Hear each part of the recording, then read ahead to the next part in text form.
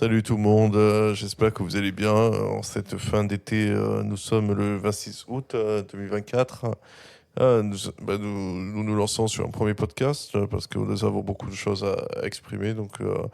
Enfin, on est trois compères qui avons évolué ensemble sur plein de choses. Nous sommes rencontrés au Québec pour nos études et à l'origine, en fait, nous venons de la même ville, mais on ne s'est pas rencontrés dans la ville, on s'est rencontrés là-bas au Québec. Donc c'est génial. Et bah du coup aujourd'hui on voulait un peu s'exprimer sur plein de sujets et pour les prochains podcasts au fur et à mesure. On n'a pas de ligne éditoriale ou de feuille de route précise, mais en fait on voulait se lancer parce qu'on voulait tester de nouvelles idées et on s'est dit pourquoi pas parler un peu de nos idées. En fait on a tendance à parler de plein d'idées, de débattre et on s'est dit que ça pouvait intéresser d'autres personnes et pourquoi pas vous. Voilà, donc évidemment, c'est notre premier podcast, donc soyez du genre avec nous, un du genre, voilà. Et du coup, peut-être que par la suite, on pourra s'améliorer avec vos retours et vous proposer du contenu toujours plus intéressant. Voilà, donc, Belle intro. d'accord. Pourquoi tu me coupes? Je t'en prie, continue. D'accord. Euh, alors, en fait, à l'instant, on parlait justement de sujets de dopamine et sujets d'atteindre les objectifs avec Yo. Donc, c'est dit, pourquoi pas se lancer sur atteindre des objectifs. En plus, qu'on va bientôt arriver à la rentrée scolaire, ça va être forcément un nouveau départ pour plein de personnes et peut-être pour les objectifs qui veulent s'atteindre. Après avoir passé 2 mois de vacances tranquilles ou travaillant pour certains, évidemment, pas tout le monde a les mêmes vacances. Mais est-ce que vous voulez vous exprimer un peu sur atteindre des objectifs? Donc moi c'est Yo. Comme on disait au début avant de commencer le podcast, je n'avais pas d'objectif avant et j'avais que des objectifs un peu flous que je tenais pendant 2 semaines, 3 semaines, voire un mois. Et puis après je me disais que de toute façon ça mènerait à rien. Et donc j'abandonnais plus ou moins mes projets. Là ça fait une semaine que j'ai un objectif. On va voir si ça va durer ou pas. Très bien. Moi, j'ai rien ajouté de particulièrement intéressant, sauf ce dont on m'a parlé tôt aujourd'hui, qui est que c'est intéressant, oui, effectivement, d'essayer d'avoir un objectif sur plusieurs mois, typiquement sur 4-5 mois. Ça peut permettre de se projeter plus facilement. Et en fait, le fait d'avoir un objectif lointain, ça permet de voir, en fait, c'est plus comme l'idée globale qui est au loin, et voir toutes les sous-catégories de choses à faire qu'on n'aurait pas forcément pensé, plutôt que faire des étapes en étapes en étapes qui ne mènent pas forcément à l'objectif que l'on voudrait. Donc je pense que ça peut être intéressant à tester, et puis ça permet aussi, je pense, de pouvoir adapter plus facilement le fait d'avoir un objectif global sur lequel se diriger. Ouais, c'est super intéressant parce que je suis complètement d'accord avec ça.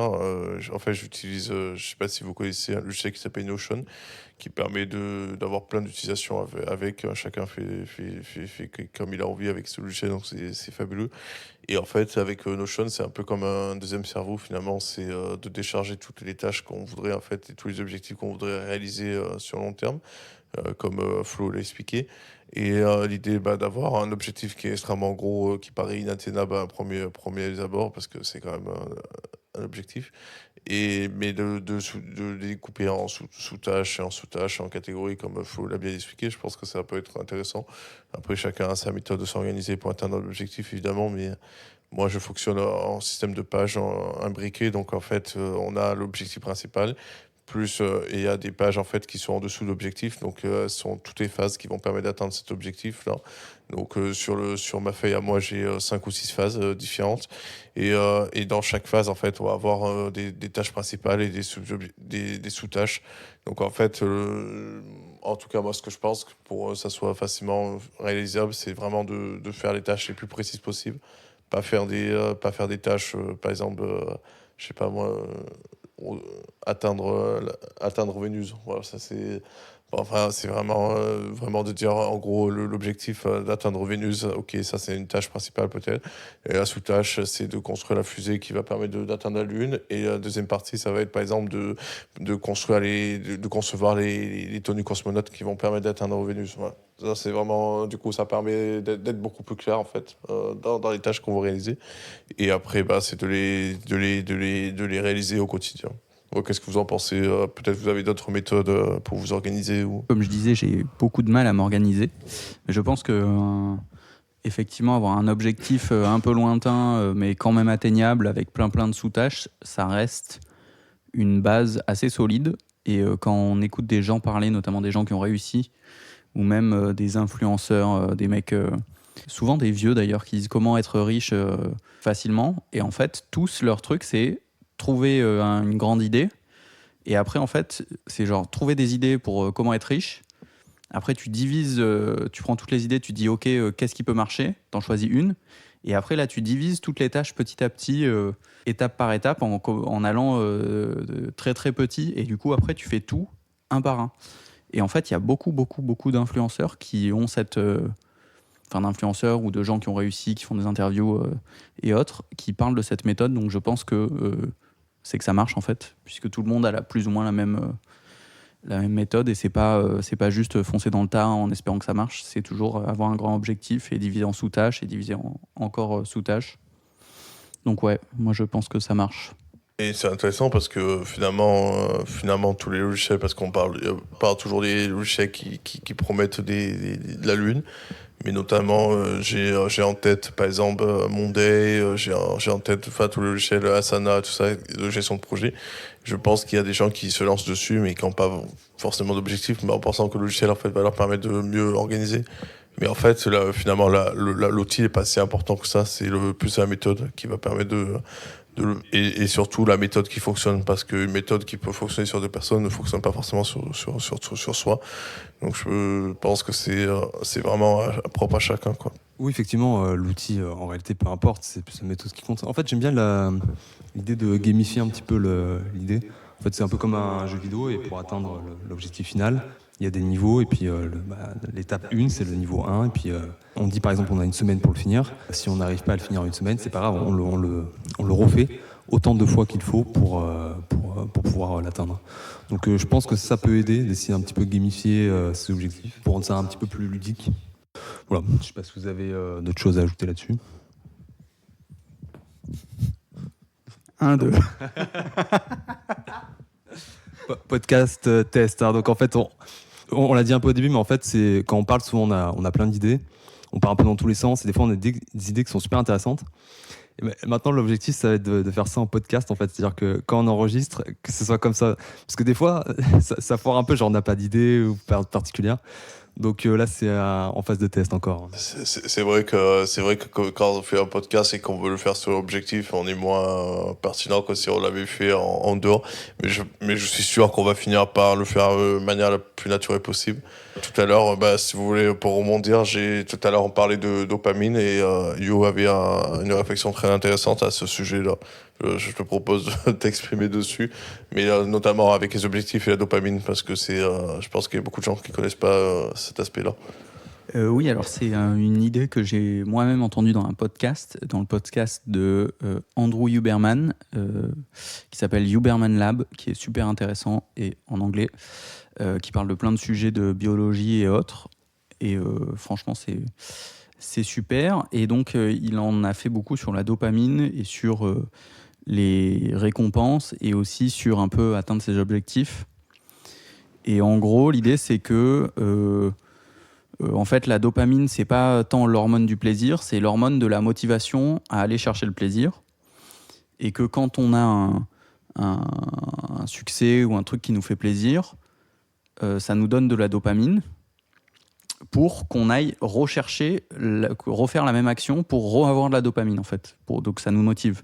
Et le truc, c'est que quand on fait une action qui nous donne de la dopamine, quand on fait une action qui nous donne une récompense et que cette récompense nous donne de la dopamine, si on refait exactement la même action et qu'on a exactement la même récompense, la dopamine qu'on aura sera moins importante que la fois d'avant. Et que donc, la réflexion qu'avait donc Andrew Huberman, il disait quand on a des objectifs et qu'on les atteint et qu'on se donne une récompense à chaque fois, petit à petit, le système de dopamine fait que tu as de moins en moins de dopamine, alors que pourtant, tu as tes tâches, tu atteins tes objectifs, tu progresses comme il faut. Mais en fait, tu seras de moins en moins motivé à avancer dans tout ça. Et donc, l'idée, il disait, c'est de mettre le fait que la récompense soit random, en fait. Et que des fois, tu as une récompense, des fois, tu n'en es pas. Et ça permettrait d'avoir un système de dopamine qui soit équilibré.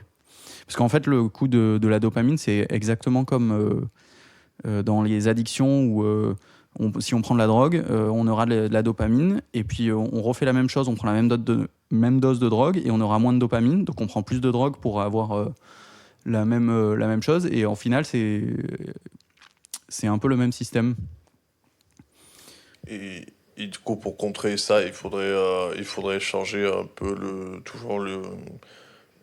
comment dire, les récompenses pour que ça fonctionnerait, pour qu'en fait on aurait toujours les mêmes effets pour réaliser les objectifs. Est-ce qu'il faudrait varier la récompense qu'on attend en fait, qui va générer la dopamine, ou est-ce que c'est autre chose juste... Lui, ce qu'il disait justement, c'est pas tant la récompense elle-même, mais c'était le fait du fait qu'elle soit random en fait. C'est-à-dire que des fois tu auras une récompense, des fois non. Et il comparait ça aux jeux vidéo, il disait c'est comme dans un jeu vidéo où tu t'as pas tout le temps la récompense. Ou c'est comme quand les machines à sous par exemple. Quand tu joues aux machines à sous, t'es pas sûr de gagner à chaque fois. Et sans doute que si tu étais sûr de gagner à chaque fois, tu jouerais beaucoup moins en fait. Sans parler de l'argent, mais si tu étais sûr qu'à chaque fois que tu appuies c'est le jeu en fait, le fait de ne pas savoir si tu vas gagner. C'est le principe même du jeu, je pense. Donc c'est un peu ça. L'idée tu sais pas si tu vas gagner ou pas, tu sais pas si tu auras une récompense ou pas. Et du coup, c'est super intéressant, mais en plus, on aime beaucoup parler de Elden Ring, et je me dis, ça peut être pas mal de le prendre un exemple, mais Elden Ring, en fait, il n'y a pas réellement d'objectif affiché, en fait, quand on joue dans ce jeu. Et finalement, c'est quoi la dopamine? Alors, c'est chacun décide l'objectif qu'il veut dans ce jeu, ou est-ce que c'est quoi, en fait, qui motive finalement? Parce que on sort beaucoup cet exemple, dans ton cas, en tout cas. Je dirais que c'est plus compliqué. Bon, après, il y a quand même... il n'y a pas d'objectif affiché, il n'y a pas de tableau de quête comme dans les autres jeux, mais il y a quand même une histoire à finir. Et surtout, il y a des boss. Et en fait, la dimension du jeu, c'est quand tu te balades, si tu étais sûr de tuer chaque boss à chaque fois que tu rentres dans un truc de boss, est-ce que tu aurais toujours envie... Est-ce que tu prendrais autant plaisir à jouer, tu vois? Ouais, Et clairement. la réponse, c'est que non, probablement pas. Pareil, pareil pour les bots, hein, même si c'est pas des boss, quand tu joues, si tu étais sûr de jamais mourir...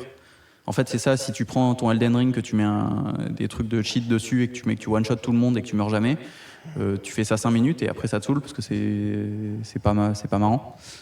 Donc en fait, le jeu, il est là, c'est ça, c'est que tu sais pas si tu vas gagner ou pas. Ok. Et c'est super intéressant parce qu'au final, quand on atteint les objectifs, c'est la difficulté en fait, qui va faire le challenge, qui va donner envie et garder la motivation. Donc ça veut dire qu'en réalité, atteindre l'objectif, c'est pas forcément l'atteindre de manière parfaite ou d'avoir le chemin le plus simple pour y atteindre. Finalement, c'est le parcours qu'on a eu et qui nous rend fiers quand on atteint l'objectif. Donc l'objectif en soi est super important à atteindre, mais c'est aussi la manière comment on a pris pour atteindre cet objectif, quoi.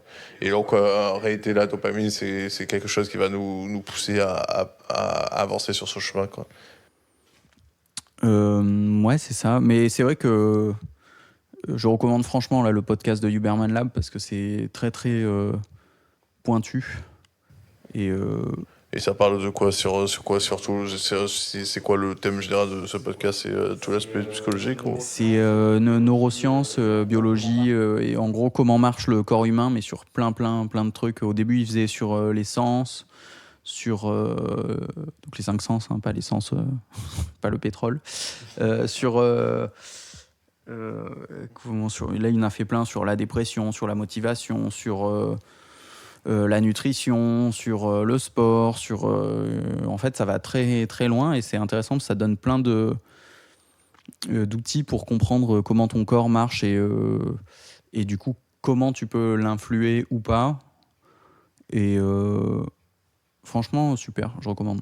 Et alors, est-ce qu'il y aura un moyen de hacker ça ou pas? Il n'y a pas de pilule magique, il n'y a pas de recette magique, mais il y a plein de petits trucs, notamment pour comment ça s'appelle, le sommeil et les trucs comme ça. En fait, en très gros, ce qui ressort de tous ces podcasts-là, c'est qu'il faut si tu veux être productif et heureux, il faut avoir un bon sommeil, bien manger et faire du sport. C'est con, hein, mais c'est la base. Et pour avoir un bon sommeil, un des trucs, par exemple, qu'il disait dans le podcast, c'est un truc que moi, j'ai jamais entendu avant, c'était voir la lumière du soleil le matin quand le soleil se lève et que toi, tu te lèves en même temps, pour qu'en fait, ton rythme de sommeil soit est bien calé sur le rythme du soleil. Et voir la lumière du soleil le soir aussi, quand le soleil est bas dans le ciel et qu'il va se coucher, et que c'est important que tes yeux le voient directement et pas à travers une vitre et pas à travers des lunettes de soleil. Et c'est plein de petits trucs comme ça. Alors ça va pas changer d'un coup du jour au lendemain la qualité du sommeil, mais en fait petit à petit ça fait que tu as un meilleur sommeil, ça fait que tu as plus d'énergie dans la journée, que tu es plus productif. Donc c'est plein de petits trucs comme ça et sur tous les sujets, donc c'est super. C'est super intéressant. C'est vrai qu'au final, quand on réfléchit à beaucoup de choses, il faut se calquer sur en gros comment l'être humain fonctionne et surtout comment il fonctionnait avant un peu notre époque, parce que ça fait longtemps que l'être humain il est sur Terre, donc peut-être voir un peu comment l'être humain il a évolué, comment il a atteint ses objectifs, et finalement c'est comme ça qu'on trouve les solutions quoi, pour nous. C'est super intéressant. Non, mais je pense que c'est comme tu disais, il y avait ces paramètres-là. Il y a la nutrition, je ne sais pas si tu en as parlé. Mais oui, je pense que la nutrition, ça fait partie aussi de paramètres. Mais bon, c'est un peu impensif de dire ça. Évidemment, on le sait un peu tous que sport, nutrition, c'est quelque chose qui permet d'être mieux et d'être plus productif dans tous les domaines de la vie. Donc, ça reste un peu un conseil général qu'on a tendance à négliger parfois. Enfin, en tout cas, j'essaye de ne pas le négliger, mais qu'on a tendance un peu à négliger. Et comme on disait tout à l'heure, c'était le stress. Par contre, je trouve que c'est une des choses les plus difficiles sur lesquelles avoir un levier, parce que c'est moins tangible que le fait de faire du sport ou de dormir un certain nombre d'heures ou quoi. C'est plus difficile de quantifier si on en a plus ou moins. Et c'est aussi la chose, j'ai l'impression, qui est la plus négligée par la majorité. Là-dessus, je sais pas comment essayer d'avoir un levier plus efficace possible, mis à part de régler ses problèmes. Je sais pas s'il y a d'autres hacks possibles, mais à part ça... Parce qu'on parle beaucoup de dopamine, mais il y a aussi le cortisol, en fait. Est-ce que le cortisol, c'est une hormone qui te fait avancer ou c'est une hormone qui te ralentit, en fait? Je sais même pas si ça doit s'appeler hormone, c'est ça la question. Mais en fait, moi, ce que je perçois en tout cas du stress, c'est que, en fait, avoir un peu de stress, c'est bon quand même, parce que comme tout à l'heure que je disais avec l'être humain, quand il est dans un environnement hostile, il va avoir tendance à stresser forcément. Et je me dis que en fait, ça va le motiver à trouver des solutions en urgence. Est-ce que ça active autre chose? Est-ce que c'est plus en réponse à une situation urgente? Est-ce que la dopamine, c'est plus sur une situation où tu es plus en contrôle, en fait, on va dire. Mais parce que finalement, les gens, d'à côté, il y a le plaisir, il y a le stress. Mais on atteint quand même des objectifs avec les deux. Mais c'est vrai que comment on différencie les deux, ça, c'est pas forcément évident, parce que avoir trop de stress, c'est pas bon, et avoir trop de dopamine, peut-être que c'est pas bon non plus. Donc finalement, c'est un équilibre qui se crée. Mais est-ce qu'on a besoin des deux? Ça, je sais pas. J'avoue que c'est un sujet qui peut être pas mal d'en discuter. Toujours pareil, je suis toujours pas neurobiologiste ou scientifique, donc je vous invite à aller sur le podcast de Huberman. Après, c'est plus compliqué que le stress, c'est pas juste la cortisol. Et après, il y a plein parce que lui, il va vraiment très loin, donc il t'explique, il y a les neurotransmetteurs, il y a les neuromodulateurs, il y a les hormones, et c'est tout plein de trucs différents qui agissent différemment en fait sur le corps humain et le cerveau. Et en gros, sur le stress, de ce que je me rappelle en très très gros, il disait que tu as le stress à court terme et le stress à long terme. Et qu'en gros, le stress à court terme, c'est bon, voire très bon. Et que le stress à long terme, en fait, c'est ça qui est pas bon du tout et qui peut te rendre complètement dingue. Et que en fait, typiquement, le stress à court terme, ça augmente les défenses immunitaires. Il y a plein de bons effets du stress. Et que typiquement, c'est pour ça les gens qui bossent tout le temps, et quand ils sont en vacances, d'un coup, ils tombent malades. Parce qu'en fait, d'un coup, le stress descend, et donc le système immunitaire tombe d'un coup, parce qu'en fait, ils ont beaucoup de pression beaucoup de stress au quotidien, et du coup il tombe malade parce que le système immunitaire baisse sa garde, mais d'un coup quoi. Donc c'est intéressant. Et ensuite, pour gérer ça, je dirais que c'est toujours les 3 basiques sommeil, nutrition, sport. Mais qu'en fait, moi aussi, c'est un truc qu'on m'a dit depuis tout petit. Et depuis que j'écoute ce podcast, je fais beaucoup plus attention à ça parce que on m'explique dans les détails. C'est-à-dire qu'avant, on m'a dit il faut avoir un bon sommeil, faire du sport, faut manger. Mais je m'étais en mode ok, mais je sais pas pourquoi. Et le fait de savoir pourquoi, t'as beaucoup plus envie de faire les choses. Donc c'est pour ça que j'invite le fait de comprendre, d'aller dans les mécaniques du corps humain et de vraiment comprendre ce qui se passe. Mais ça a littéralement changé ma façon de vivre. Hein. Et est-ce que tu as noté une différence notable chez toi ? Non, je suis toujours déprimé et pauvre. mais j'essaie de faire des efforts et en fait c'est comme un... Si t'as... y en a qui font la métaphore de la voiture. Si t'as une voiture, c'est une Ferrari de fou. Et que en fait, dedans, au lieu de mettre de l'essence, tu mets de l'eau ou de l'huile, mais pas d'essence, et que au lieu de tourner au bon régime moteur, tu es en sur-régime ou en sous-régime, t'as beau avoir une Ferrari, elle avancera pas, elle aura plein de problèmes. Donc en fait, le corps humain, c'est un peu pareil. Déjà, si tu règles ces trucs-là, et ces trucs-là, tu peux les régler notamment beaucoup par les habitudes de vie de tous les jours. Peut-être qu'une fois que tu as réglé ça, tu peux commencer à aller chercher, à faire des réglages plus fins et à voir s'il n'y a pas d'autres problèmes ailleurs. Mais c'est pour ça que ça reste des bases hyper importantes. En fait, c'est complètement fou que ce soit même pas enseigné à l'école, tu vois. C'est censé être un basique, en fait. Donc je pense que c'est pour ça qu'on n'enseigne pas à l'école. Mais effectivement, c'est vrai qu'on a surtout tendance à négliger ça facilement et par plaisir, en fait. Parce que c'est plus plaisant, c'est plus plaisant. Il y a une certaine contrainte à faire ça, mais pour avoir essayé d'être plutôt dans le côté négatif et négligé et de vraiment faire l'effort, moi perso je constate une différence absolument énorme, ne serait-ce que sur le moral. C'est vraiment le jour et la nuit. Donc oui, je pense que c'est vraiment bon pour l'efficacité, également aussi dans le travail. C'est bénéfique en tout point. Et il y avait à chaque fois que je vois des conseils, que ce soit de professionnels de différents domaines, que ce soit des psychologues ou des neurologues ou quoi, c'est toujours la même chose. C'est les 3 choses que tu as dit, Yo. C'est toujours l'alimentation, le sommeil et le sport, en fait. Et c'est pas forcément d'en faire pousser, en fait, d'en faire vraiment comme un athlète professionnel, mais ne serait-ce que de bouger son corps, d'essayer d'avoir une alimentation au minimum correcte et d'avoir un sommeil au minimum correct. Rien que le minimum, c'est déjà un effet qui peut sortir, notamment, j'ai vu je crois que c'était Christophe André qui disait ça, que pour sortir c'est un psy, il disait que pour sortir de la dépression, un levier, c'était ça, ne serait-ce que le sport, en fait, de bouger, tout simplement. Donc oui, je pense que c'est extrêmement important et il ne faut pas le négliger. C'est super intéressant. Moi, je dirais même d'ajouter un 4e point essentiel à l'homme, c'est justement de trouver des objectifs. Parce que pourquoi ? Moi, je pense, en tout cas, c'est que c'est bien manger, dormir, avoir le sommeil. Et après, c'est aussi d'avoir des objectifs, par exemple, pour améliorer ce quotidien. Je pense que ça peut être super intéressant. Par exemple, je sais pas, mieux manger, mieux faire du sport, mieux faire... et ça pourrait être des objectifs pour un sportif, par exemple, de faire du sport et de le faire mieux, de le faire de manière plus optimisée, peut-être d'avoir une meilleure performance sportive, ça peut être ça. Mais ça peut être aussi de mieux manger, de perdre du poids, d'avoir des objectifs de perdre de poids, voilà, c'est ce genre de choses. Et le sommeil aussi, pourquoi pas. Je me dis qu'en trouvant des objectifs, finalement, on se donne tous les moyens d'améliorer ce qu'on a, en fait, et d'améliorer son environnement. Et aussi, en faisant du sport, peut-être qu'on verra mieux clair aussi dans les objectifs. Alors, j'ai l'impression que c'est un peu lié, en fait, tout.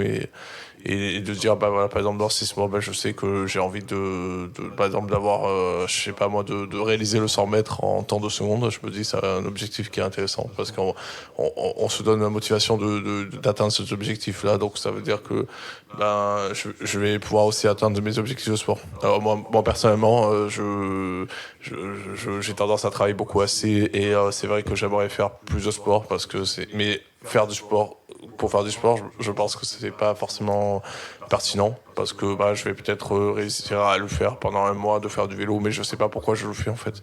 Alors que si je me dis j'ai un objectif dans 5 mois, je sais pas, j'ai envie de réaliser parce que je suis entrepreneur et j'ai envie atteindre ce chiffre d'affaires. Et je me dis qu'en l'atteignant, pour l'atteindre, comme vous l'avez dit, les 3 points, les 3 BABA du corps humain, il faut que je passe forcément par ces cases-là pour pouvoir atteindre ces objectifs. Et là, je me dis peut-être que je vais pouvoir les réaliser plus facilement, de faire ces étapes-là. Parce que je sais que j'ai un objectif et que je veux l'atteindre. Oui, je suis d'accord, effectivement. Il y a une tendance aussi qui a été remarquée. Il y a eu des études pour les personnes qui voulaient se mettre au sport, typiquement. Souvent, c'était arrêter le tabac en même temps.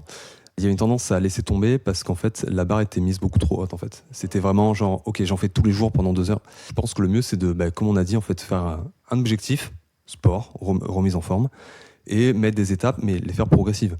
Ne serait-ce que commencer 10 minutes par jour. Si on n'en fait pas du tout et on n'a pas une bonne condition physique, commencer 10 minutes par jour, et puis monter. Moi, ce que je fais personnellement, le sport, j'ai des périodes où j'en fais beaucoup, et d'autres où j'en fais moins, mais j'essaie toujours d'en faire. Quand je me remets à en faire beaucoup, c'est pas intense. Si jamais j'en faisais un quart d'heure par jour, je ne vais pas en faire 2 heures. Donc j'augmente progressivement. Voilà, un quart d'heure, je passe à 20, une demi-heure, etc. Donc je pense que oui, effectivement, faut y aller progressivement. Et aussi prendre le temps. Parce qu'il y a beaucoup l'envie de brûler les étapes. Typiquement, par exemple, perdre du poids, prendre une pilule magique, un régime magique. Non, c'est juste du temps, de la persévérance et de la discipline. Donc, prendre le temps, et c'est aussi plaisant en fait. C'est aussi plaisant de faire ça toujours parce qu'on voit une évolution et c'est ça qui donne la dopamine aussi, comme on l'a dit. Donc pas vouloir du jour au lendemain, mais le faire. Et je trouve qu'en réalité, ça va très vite. Parce que finalement, perdre du poids, c'est pas tant. En fait, ça veut pas forcément dire quelque chose. Perdre du poids, pourquoi ? Parce que en fait, c'est perdre du poids de manière stable. C'est pas de brûler 15 calories par jour. Mais c'est vraiment qu'on garde ce poids toute sa vie, quoi. Donc c'est super intéressant en fait. Effectivement, il faut pas brûler les étapes parce que en brûlant les étapes, finalement, on passe à côté d'autres objectifs. Donc c'est super intéressant. Après, pour ces 3 paramètres-là, moi, je les vois un peu comme un marathon plutôt qu'un sprint en fait. Parce qu'en fait, c'est pas possible d'être à fond tout le temps. En fait, on peut pas tout le temps avoir une condition physique au top. Donc le but, c'est d'essayer d'avoir une condition correcte physique. Sur la durée en fait, tout simplement. Pareil pour l'alimentation, le sommeil, il y a des fois où c'est normal, on va travailler plus, on va plus être stressé, mais essayer d'avoir une condition correcte en fait, comme un marathon, essayer de garder une condition correcte et d'avoir un souffle correct pour durer le plus longtemps possible. Voilà. Bon, est-ce qu'il y a des choses à ajouter ou...